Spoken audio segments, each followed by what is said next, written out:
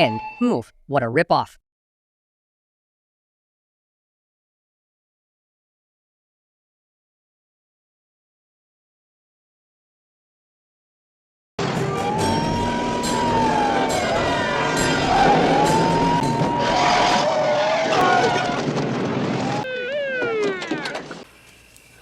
I live just across the road.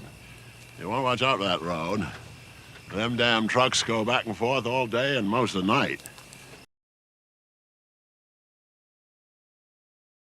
And now, on to our feature presentation. Well, it's October and I need a new movie to recap. I wonder what film I should choose. Do it. What? What was that you said? Come again. Do it. It? Is that what you want? I want you to do it. I want you to do it. I guess if you insist, is that the consensus? Do it. And let the English see you do it. Seems a bit horrifying, to be honest. Do it. Don't you have the guts? Very well. Can I get a voice vote? Do it. Just f***ing do it. Well, I suppose I should bow to popular opinion. Okay. I've been waiting for this. It is the title of this movie. I'm just going to stop thinking about that now, before this becomes an Abbott and Costello bit. Our movie begins with Captain Georgie of the SS Georgie as he guides his ship through a stormy afternoon. But nearby pirates off the Barbary coast loose a salvo that temporarily knocks out navigation. This causes a nautical tragedy that leads to the vessel being swept into a local maelstrom. Luckily, the Grease Paint Division launches a successful recovery mission. They return the ship, but do, of course, insist on partial disarmament. Captain Georgie then submits to aggressive grease paint recruitment methods. Herm, there's a lot of blood on Witcham Street today.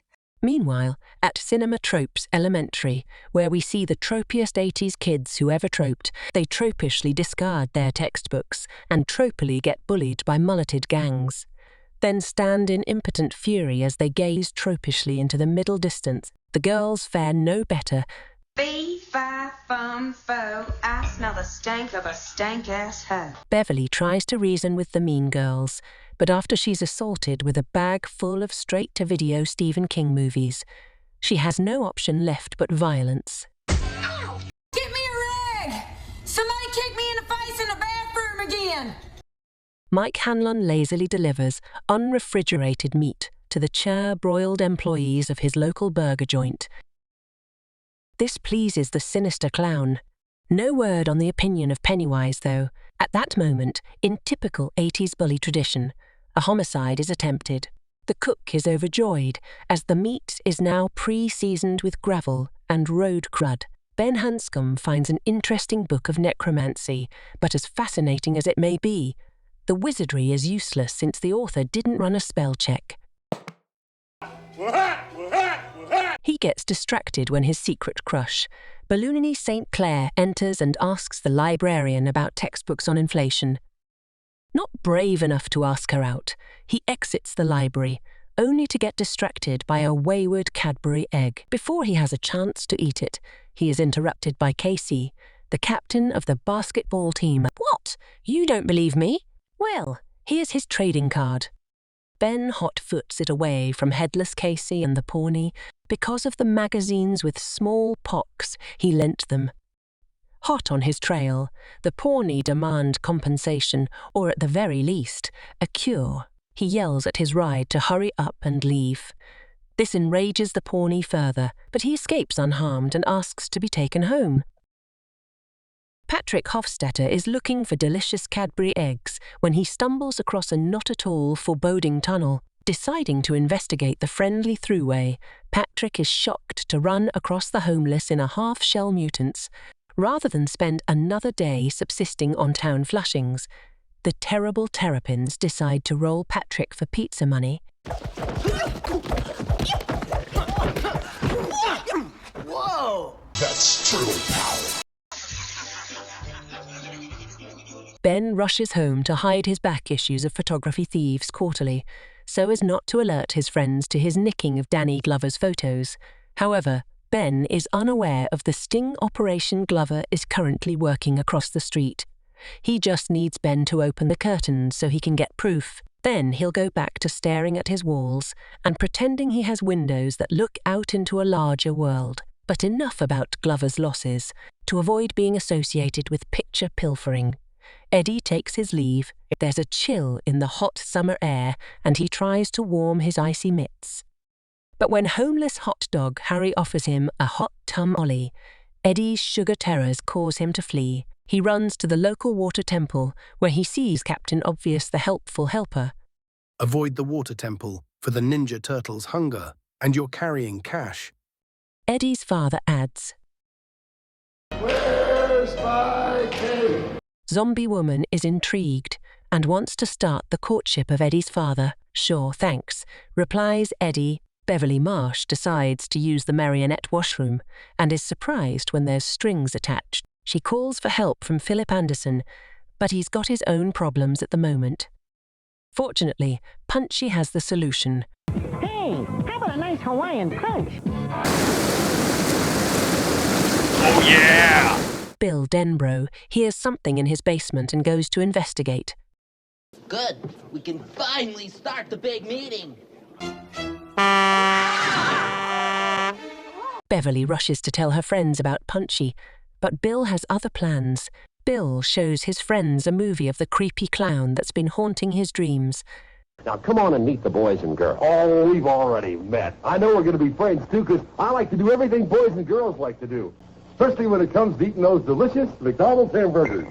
A magic tray here keeps me well supplied. McDonald's hamburgers, French fries, and milkshakes. Watch for me on TV. We'll have lots of fun. Mike has seen enough and ends the show early. What spore of madness was that? I was terrified of the grimace, but I have a new drive-through nightmare to look forward to.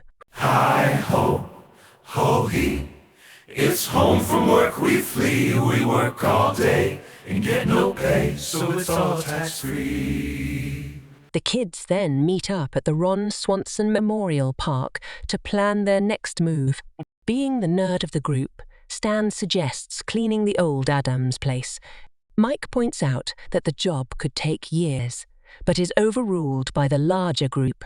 They start by cleaning trash out of the yard, but Richie doesn't understand how littering works, so they go inside instead. They enter the dirt parlor and proceed immediately to the blood bathroom to begin the cleanup. They do their best to sanitize the loo and get it back to pristine condition. Unfortunately, a certain clown takes a wrong turn at Albuquerque and spoils the tiled floor. Gosh, you stinker.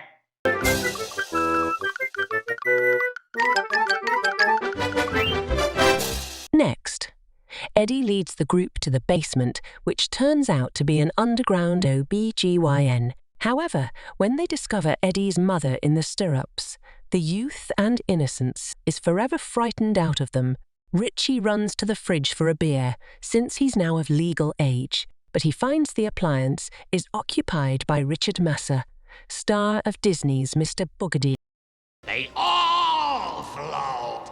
They all float. Mr. Massa points out that he's cosplaying as another of his famous movies, Head Office. There, he played the character, Max Landsberger, so you could say he's in a Max headroom. The losers descend into the sub-basement, then into the sewers. The Ninja Turtles smell a few fat pigeons and prepare for a cowabunga criminal clubbering. But when they see the future victims go into the clownish caverns, they quickly look for easier victims.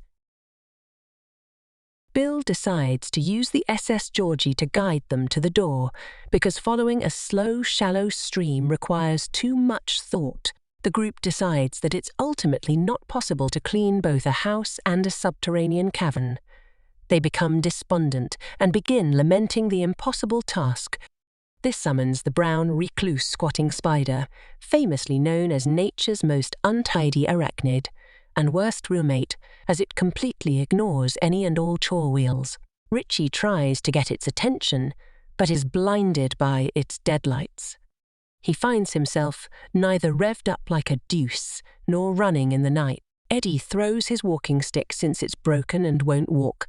Surprisingly, giant spiders are full of pyrotechnics. The group gives pursuit, before the spider can add more rubbish to its den. The spider promises to take its chores more seriously, but the losers are having none of it and deliver a cardiac eviction notice. Mega Maid leaps at the chance to finally hoover up the filth, dust and spider leavings. The Losers Club flee for their lives in a desperate attempt to escape the Electrolux Dyson cloud of doom. They escape the Addams house only to realize that, without the load-bearing dust, the dirty domicile collapses in on itself.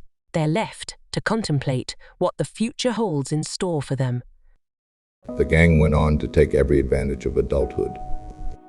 Bill and Mike decided to go into computer and bank fraud. They're both serving 12-year sentences.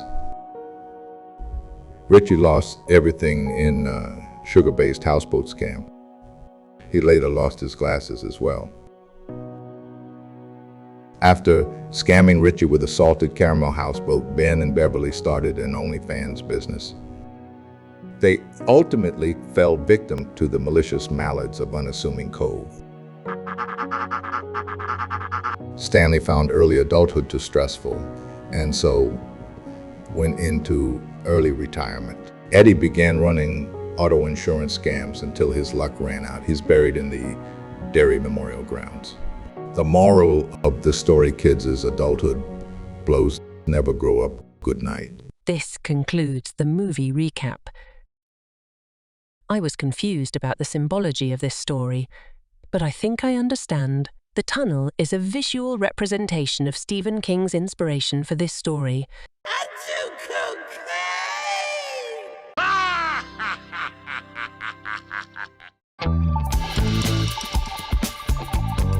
And you may find yourself as a head in a fridge, and you may ask yourself, well, how did I get here?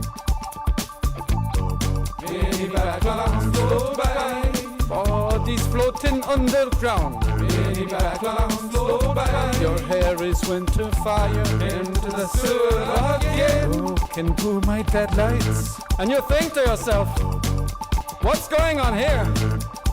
And you will ask the clown, why is your face melting?